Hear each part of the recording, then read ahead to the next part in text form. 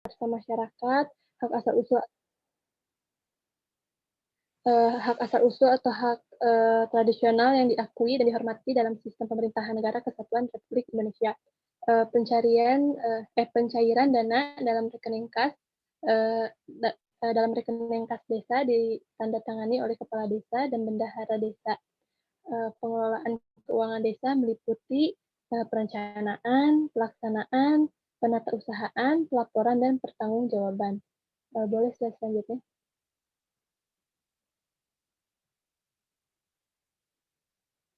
Baik, selanjutnya ada struktur organisasi selanjutnya ada struktur organisasi pengelolaan dana desa. Dalam siklus pengelolaan keuangan desa, tanggung jawab dan tugas dari kepala desa dan pelaksana teknis pengelolaan keuangan desa atau PTPKD digambarkan dalam bagan tugas dan tanggung jawab pengelola keuangan desa. Yang pertama ada kepala desa. Kepala desa adalah pemegang kekuasaan pengelolaan keuangan desa dan mewakili pemerintah desa dalam kepemilikan kekayaan milik desa yang disahkan. Dalam hal ini, kepala desa memiliki kewenangan yang pertama, menetapkan kebijakan tentang pelaksanaan APBD desa. Lalu yang kedua, menetapkan pelaksanaan teknis pengelolaan keuangan desa atau PTPKD. Lalu yang ketiga, menetapkan petugas yang melakukan pemungutan penerimaan desa. Lalu yang keempat, menyetujui pengeluaran atas kegiatan yang ditetapkan dalam APBD desa. Lalu yang kelima adalah melakukan tindakan yang mengakibatkan pengeluaran atas beban APB desa. Kepala desa memegang jabatan selama 6 tahun terhitung tanggal pelantikan dan dapat menjabat paling lama 3 kali masa jabatan secara berturut-turut atau tidak secara berturut-turut. Dalam melaksanakan kekuasaan pengelolaan keuangan desa, kepala desa menguasakan sebagian kekuasaannya kepada perangkat desa. Lalu yang kedua ada sekretaris desa. Sekretaris desa selaku koordinator PTPKD membantu kepala desa dalam melaksanakan pengelolaan keuangan desa. Adapun tugasnya yang pertama menyusun dan melaksanakan kebijakan pengelolaan APB desa. Lalu yang kedua, menyusun rancangan peraturan desa mengenai APB desa, perubahan APB desa, dan pertanggungjawaban pelaksanaan APB desa. Lalu yang ketiga, melakukan pengendalian terhadap pelaksanaan kegiatan yang telah ditetapkan dalam APB desa, lalu menyusun pelaporan dan pertanggungjawaban pelaksanaan APB desa. Lalu melakukan verifikasi terhadap rencana anggaran belanja atau RAB, bukti-bukti penerimaan dan pengeluaran APB desa atau SPP. Sekretaris desa mendapatkan pelimpahan kewenangan dari kepala desa dalam melaksanakan pengelolaan keuangan desa dan bertanggung jawab kepada kepala desa. Lalu yang ketiga ada kepala seksi.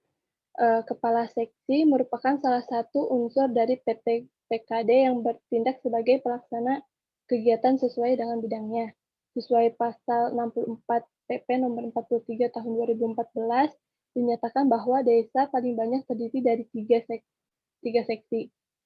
Adapun kepala seksi mempunyai tugas yang pertama menyusun RAB kegiatan yang menjadi tanggung jawabnya, lalu melaksanakan kegiatan dan atau bersama lembaga kemasyarakatan desa yang telah ditetapkan di dalam APB desa, melakukan tindakan pengeluaran yang menyebabkan atas beban anggaran belanja kegiatan, lalu mengendalikan pelaksanaan dengan melakukan pencatatan dalam buku pembantu kas kegiatan, lalu melaporkan perkembangan pelaksanaan kegiatan kepada kepala desa. Ya, dan yang terakhir, mengajukan SPP dan melengkapinya dengan bukti-bukti pendukung atas beban pengeluaran pelaksanaan kegiatan. Lalu yang keempat, ada bendahara desa. Bendahara desa merupakan salah satu unsur dari PTPKD yang dijabat oleh kepala atau staf urusan keuangan dan memiliki tugas untuk membantu sekretaris desa. Bendahara desa mengelola keuangan desa yang meliputi penerimaan pendapatan desa dan pengeluaran atau pembiayaan dalam rangka pelaksanaan APB desa. Penatausahaan dilakukan dengan menggunakan buku kas umum, buku kas pembantu pajak, dan buku bank. Penatausahaan yang dilakukan antara lain yaitu meliputi menerima, menyimpan, menyetorkan, atau membayar, lalu memungut dan menyetorkan PPh dan pajak lainnya, lalu melakukan pencatatan setiap penerimaan dan pengeluaran, serta melakukan tutup buku setiap akhir bulan secara tertib. Lalu, yang keempat, mempertanggungjawabkan uang melalui laporan pertanggungjawaban. Eee, Boleh slide selanjutnya.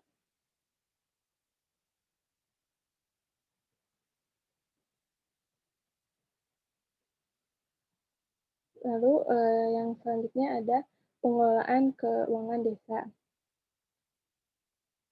Pengelolaan keuangan desa adalah keseluruhan kegiatan yang meliputi perencanaan, pelaksanaan, penatausahaan, pelaporan, dan pertanggungjawaban keuangan desa. Penyelenggaraan kewenangan desa berdasarkan hak asal-usul dan kewenangan lokal berskala desa didanai oleh APB Desa. Penyelenggaraan kewenangan lokal berskala desa selain didanai oleh APB Desa juga dapat didanai oleh anggaran pendapatan dan belanja negara dan anggaran pendapatan dan belanja daerah. Penyelenggaraan kewenangan desa yang ditugaskan oleh pemerintah didanai oleh anggaran pendapatan dan belanja negara. Dana anggaran pendapatan dan belanja negara dialokasikan pada bagian anggaran kementerian atau lembaga dan disalurkan melalui satuan kerja perangkat daerah atau kabupaten atau kota. Penyelenggaraan kewenangan desa yang ditugaskan oleh pemerintah daerah didanai oleh anggaran pendapatan dan belanja daerah. Boleh slide selanjutnya.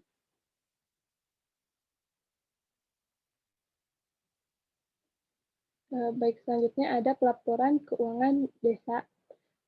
Laporan keuangan desa yang harus dibuat oleh pengelola keuangan akuntansi desa adalah yang pertama ada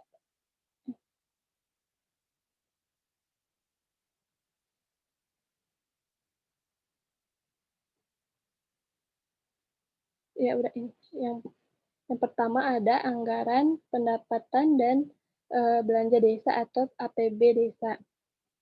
Anggaran desa adalah rencana keuangan tahunan yang diselenggarakan oleh pemerintahan desa yang dibahas dan disepakati antara pemerintah desa dan badan pemusyawaratan desa, serta ditetapkan oleh peraturan desa.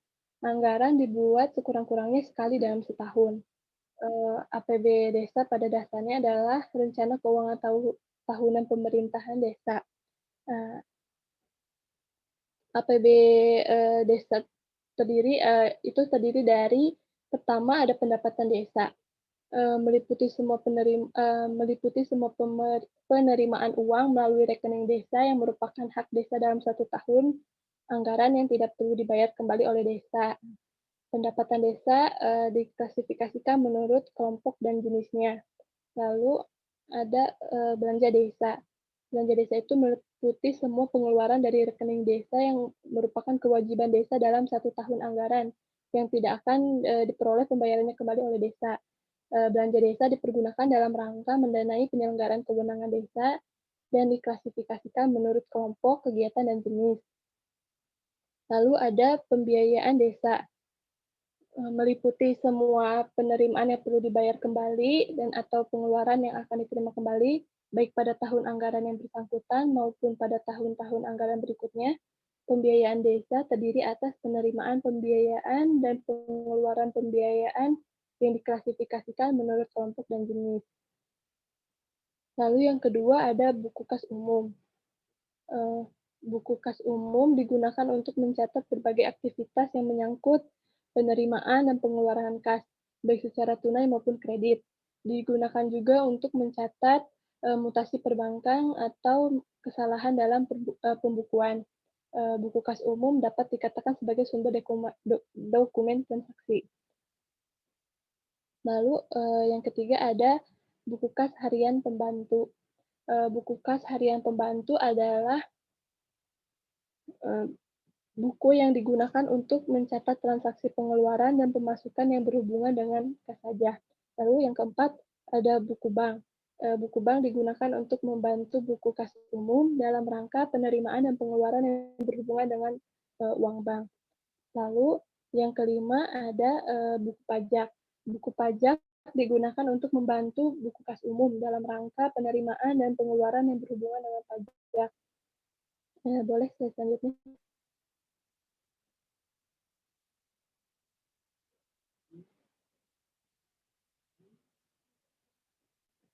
Baik, selanjutnya ada eh, format atau oh, selanjutnya ada formulir atau daftar yang dipergunakan dalam pelaporan keuangan desa. Yang pertama ada laporan semester pertama, lalu yang kedua ada laporan semester akhir tahun, yang ketiga ada laporan semester pertama berupa laporan realisasi APB desa.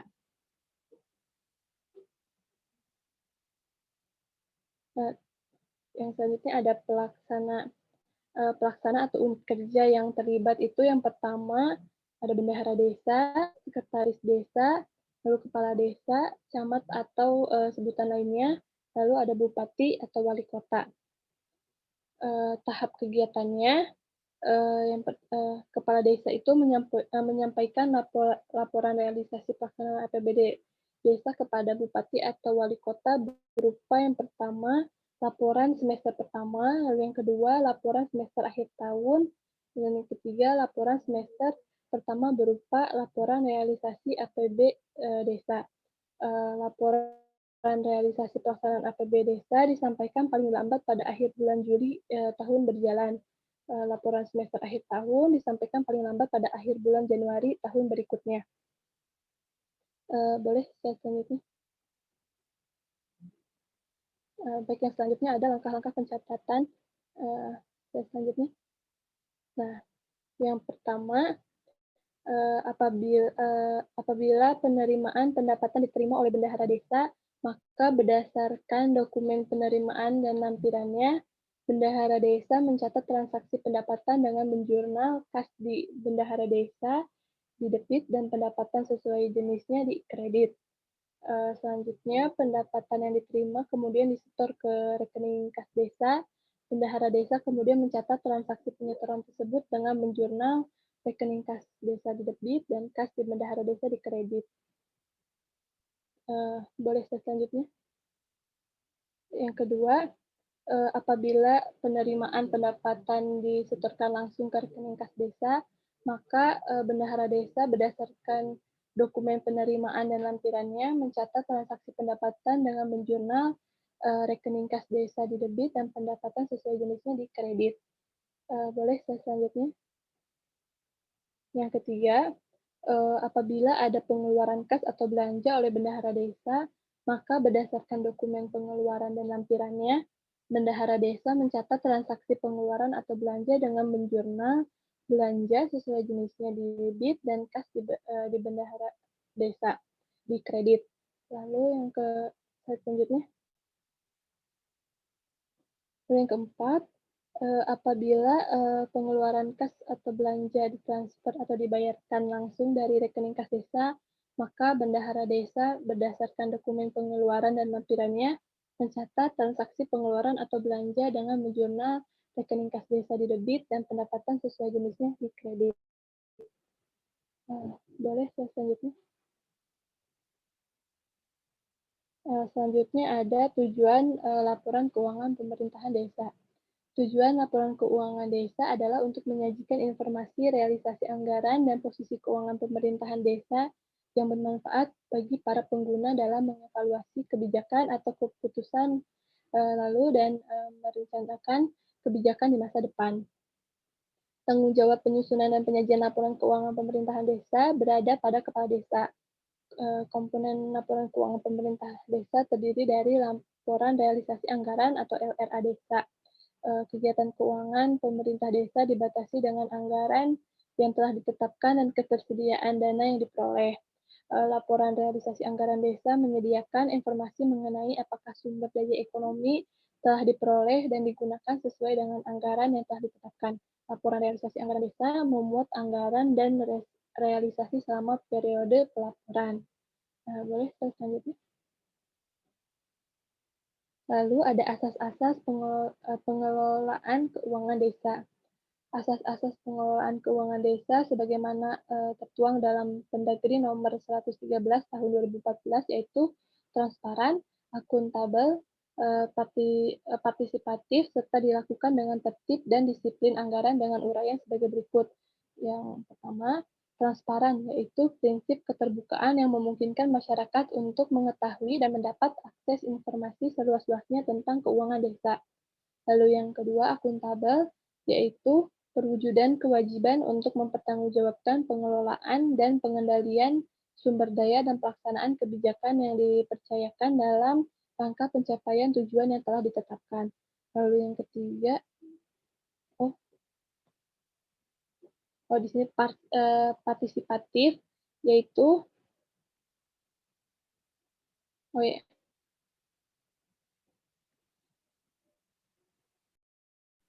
di sini yang keempat itu tertib dan disiplin anggaran, yaitu anggaran harus dilakukan secara konsisten dengan pencatatan atas penggunaannya sesuai dengan prinsip akuntansi keuangan di desa. Boleh slide selanjutnya. Nah, di sini ada dasar hukum yang mengatur akuntansi keuangan desa, penyelenggaraan pemerintahan desa, pelaksanaan pembangunan desa, pembinaan kemasyarakatan desa, dan pemberdayaan masyarakat desa dilakukan berdasarkan peraturan undang-undang sebagai berikut. Itu ada di undang-undang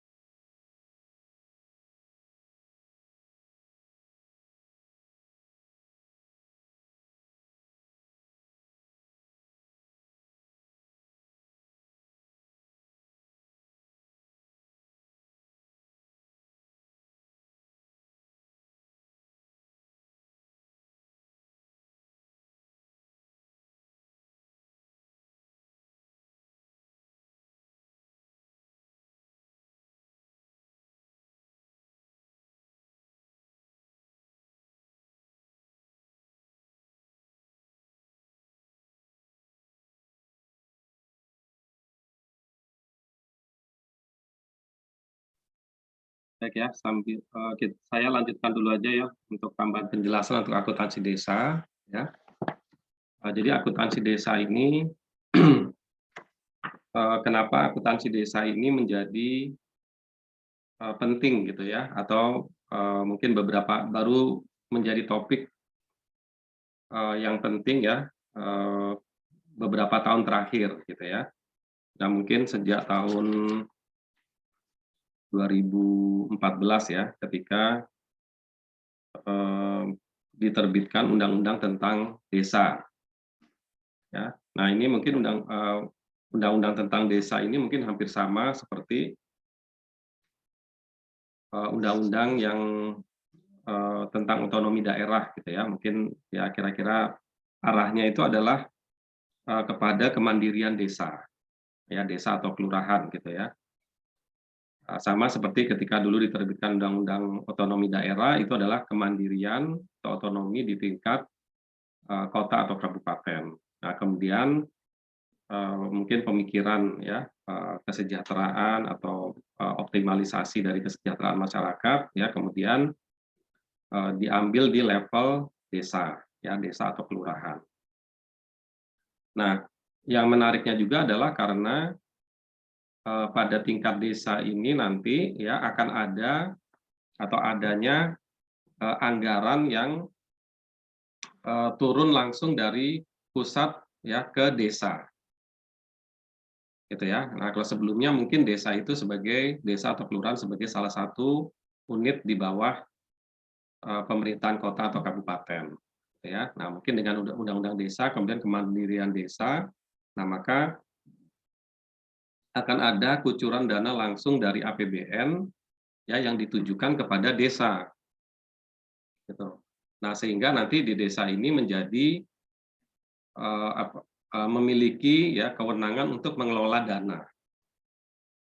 Gitu ya, dananya cukup besar. Mungkin dulu kalau tahun berapa itu masih tahun isu-isu awal tahun 2014 itu setiap desa itu 1 miliar gitu ya. Mungkin dalam perkembangannya ada perhitungan-perhitungan tersendiri ya, bisa lebih bisa kurang gitu ya.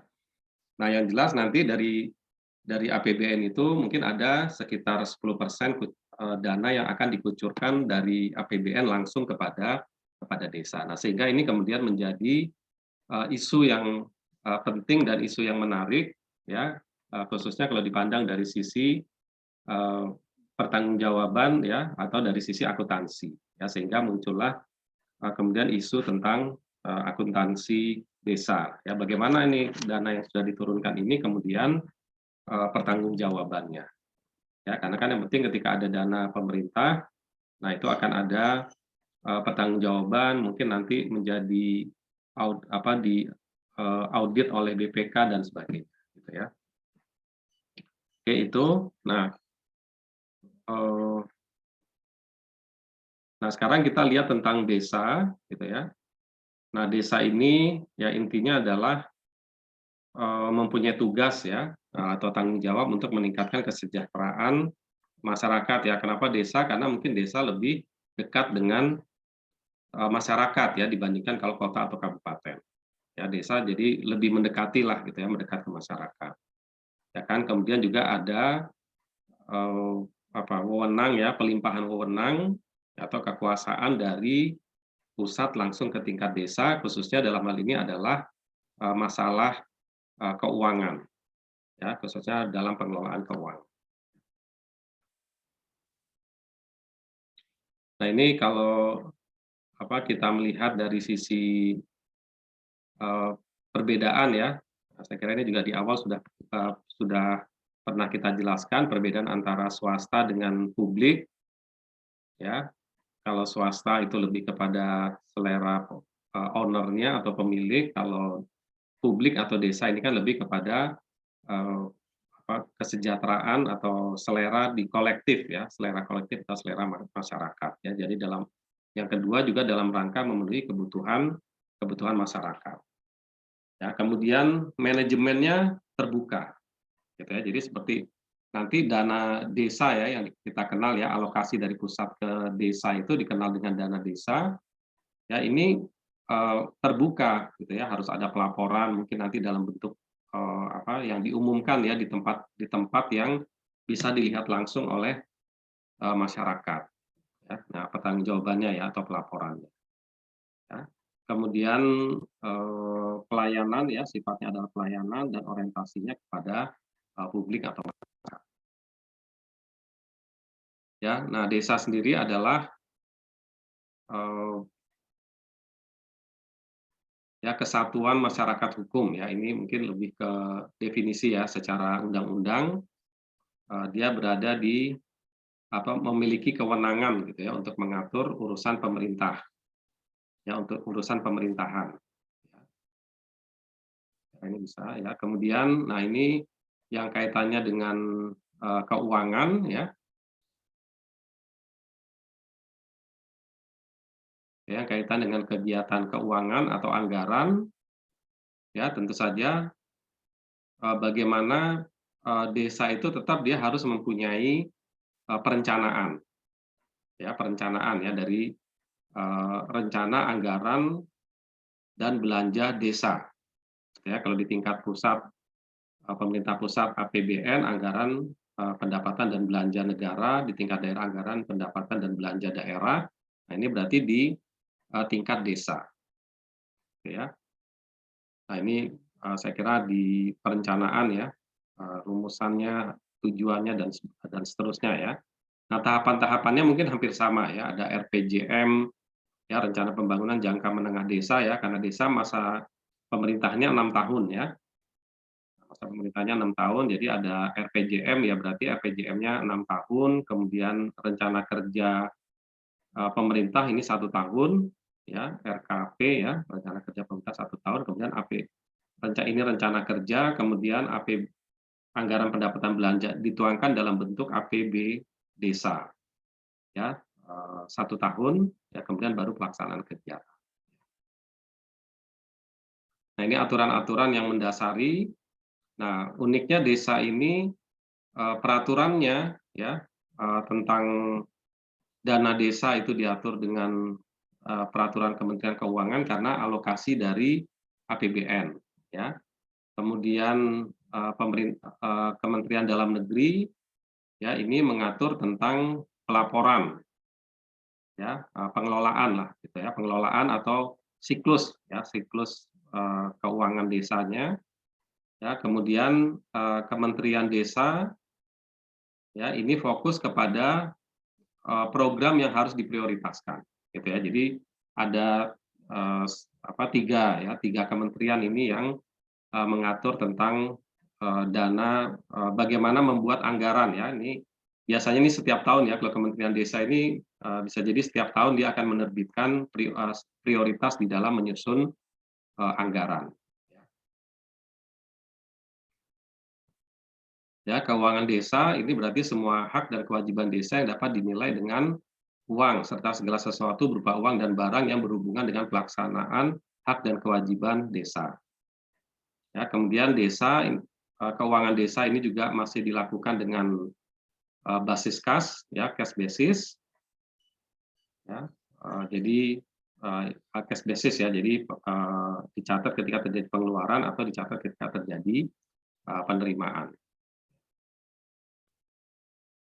Ya, kemudian azasnya transparan ya, saya kira ini hal yang memang harus dilakukan ya, transparan ya, adanya keterbukaan kepada masyarakat, kemudian akuntabel ya, dapat dipertanggungjawabkan dari setiap keputusan keuangan ya, kemudian juga partisipatif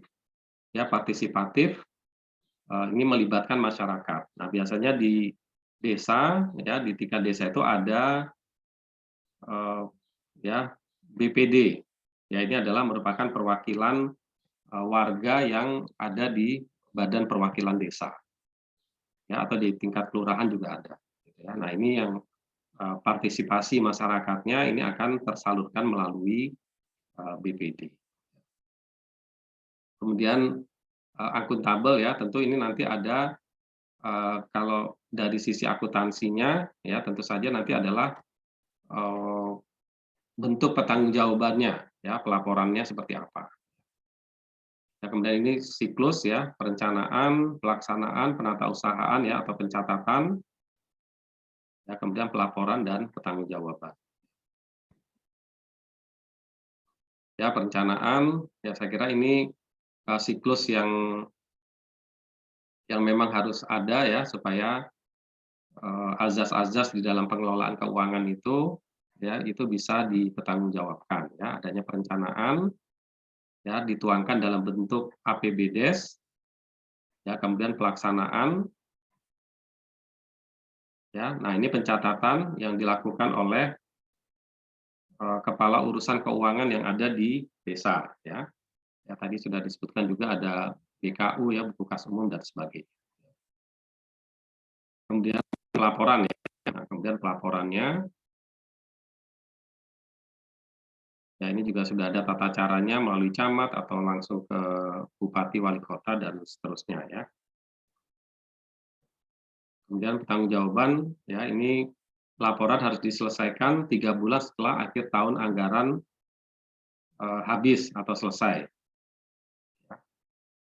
Dan ditentukan melalui peraturan desa ya. APBD juga tadi harus dituangkan dalam bentuk peraturan desa. Ya, ini mungkin produk-produk dari dokumennya ya, dokumentasinya ya. Perencanaan ada di peraturan desa atau peraturan kepala desa. Ya, ini ada waktunya, kemudian pelaksanaan ya. Ada pertanggungjawabannya ya, ini atau pelaksanaannya melalui voucher pengeluaran gitu ya. Kemudian penatausahaan dicatat ya. buku kas, buku bank, dan seterusnya. Kemudian pelaporannya itu ada per semester. Ya, penanggung jawabnya adalah KAUR keuangan dan harus dipublikasikan. Kemudian pertanggungjawabannya ya ini dalam bentuk laporan realisasi anggaran atau catatan atas laporan keuangan atau laporan kegiatan sektoral atau laporan realisasi pelaksanaan kegiatan. Ya, jadi ini yang dilaksanakan ya. Nah, meskipun sebenarnya untuk desa ya tidak seperti akuntansi pemerintah pusat dan pemerintah daerah yang sudah ada standar akuntansinya ya. Kan sudah ada standar akuntansinya ya yang kemarin itu. Udah ada kebijakannya juga di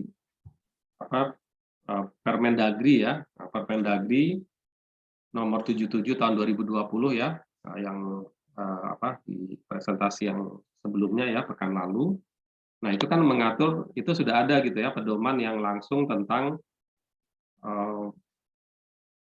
daerah ya. Daerah itu maksudnya adalah kota, kabupaten, atau provinsi.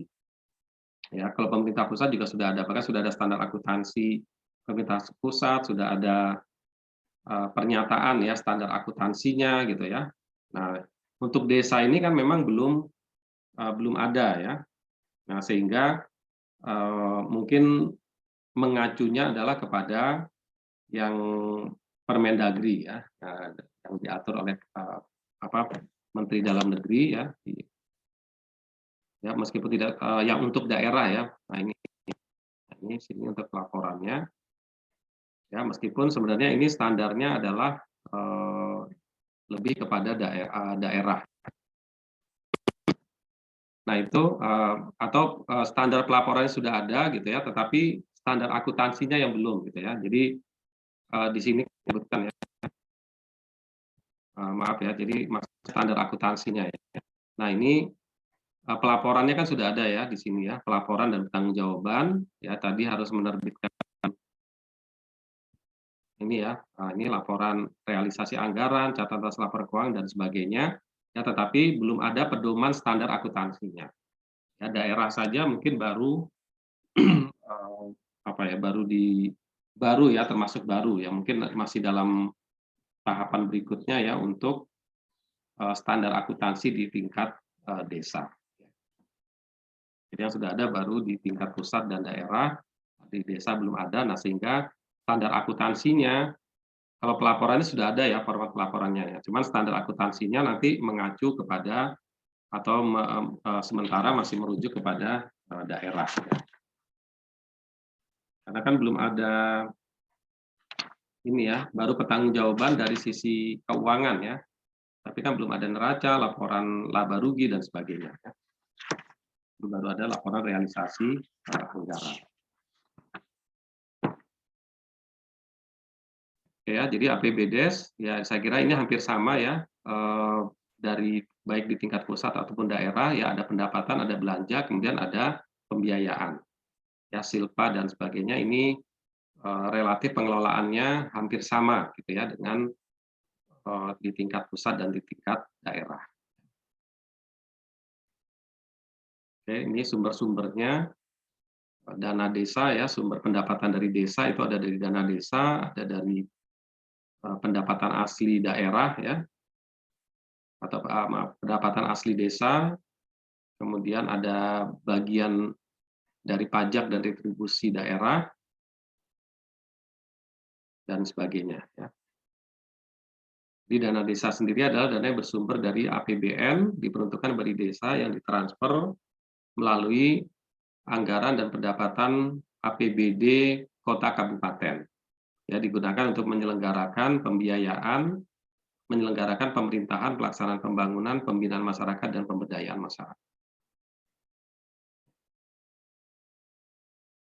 Ya, jadi tujuannya ini juga ada pengaturan dari sisi keuangan desanya, 70% untuk penyelenggaraan pemerintah, pembangunan desa, masyarakat desa, dan pemberdayaan masyarakat desa, kemudian 30% ya, jadi untuk pegawai lah gitu ya, ini penghasilan tetap kepala desa dan perangkatnya, tunjangan kepala desa dan perangkatnya, kemudian tunjangan operasional BPD. Jadi pembelanjaan pegawai lah gitu ya, kira-kira pembelanjaan sumber daya manusia itu tidak boleh lebih dari 30%.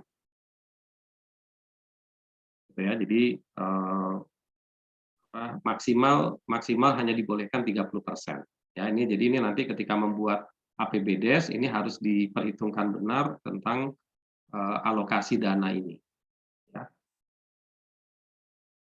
Ya, jadi kalau lebih ya berarti nanti ada pengelolaan ya di dalam APBD desa. Nah, sehingga di sini juga nanti kita jadi tahu gitu ya potensi desa itu ya. Desa itu kan potensi penghasilan kan ada di sini ya. Ya, nah ini dana desa, ada pendapatan asli, gitu ya. Nah ini jadi tahu gitu ya bagaimana potensi desa sehingga jangan sampai pengelolaan untuk biaya pegawai ini lebih dari 30% atau biaya sumber daya manusia. Oke, itu. Ya, jadi ini mungkin tambahan tentang desa.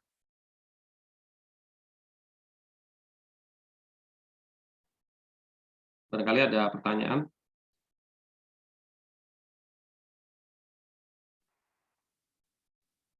Jadi kalau untuk desa ya, jadi untuk desa itu mungkin poinnya adalah kita belum punya standar akuntansi ya atau standar pelaporan keuangannya. Gitu ya, beda dengan yang pusat dan daerah ya. Pusat dan daerah kan sudah ada neraca, laporan arus kas, laporan realisasi anggaran atau laporan laba ruginya gitu ya, laporan kegiatannya. Nah, sementara untuk desa ini belum ada sehingga ya sementara masih mengacu kepada aktivitasnya sih sama gitu ya, sama ya. Jadi masih mengacu kepada peraturan pemerintah yang mengatur tentang pelaporan keuangan ya, laporan keuangan atau sistem akuntansi gitu ya, sistem akuntansi dari pemerintah.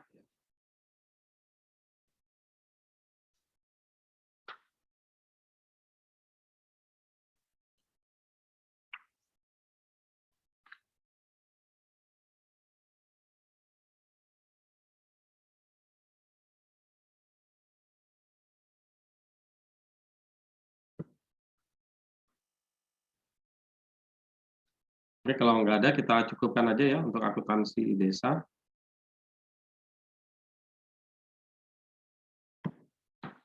Baik Pak, berarti langsung ke kelompok selanjutnya ya Pak? Ya, kelompok selanjutnya.